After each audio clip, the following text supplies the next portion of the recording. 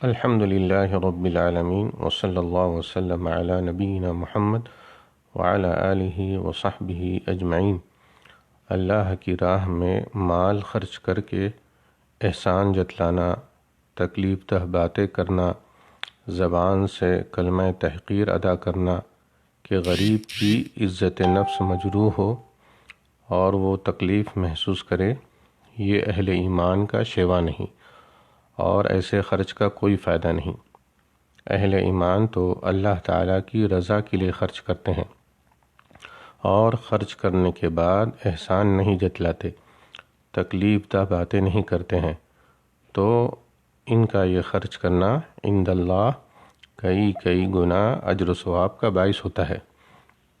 اللہ تعالیٰ کا ارشاد ہے، یا ایھا الذین آمنوا لا تبطلوا صدقاتکم بالمن والأذی، اے ایمان والو، احسان جتا کر اور تکلیف دے کر اپنے صدقے ضائع مت کرو۔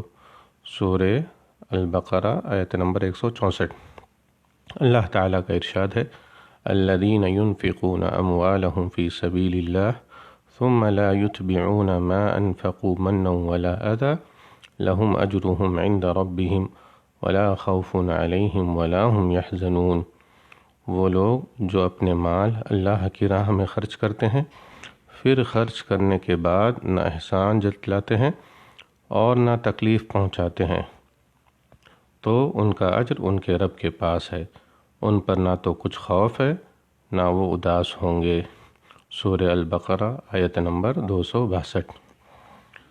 سائل سے نرمی اور شفقت سے بولنا، دعائیہ کلمات سے اس کو جواب دینا اور اس کی پردہ پوشی اس صدقے سے بہتر ہے جس کے بعد اس کو لوگوں میں ذلیل و رسوا کر کے اسے تکلیف پہنچائی جائے۔ اللہ تعالیٰ کا فرمان ہے، قول معروف ومغفرۃ خیر من صدقۃ یتبعها اذی، نرم بات کہنا اور معاف کر دینا اس صدقے سے بہتر ہے جس کے بعد ایذا رسانی ہو۔ سورہ البقرہ آیت نمبر 263۔ واللہ تعالی اعلم، والسلام علیکم ورحمۃ اللہ وبرکاتہ۔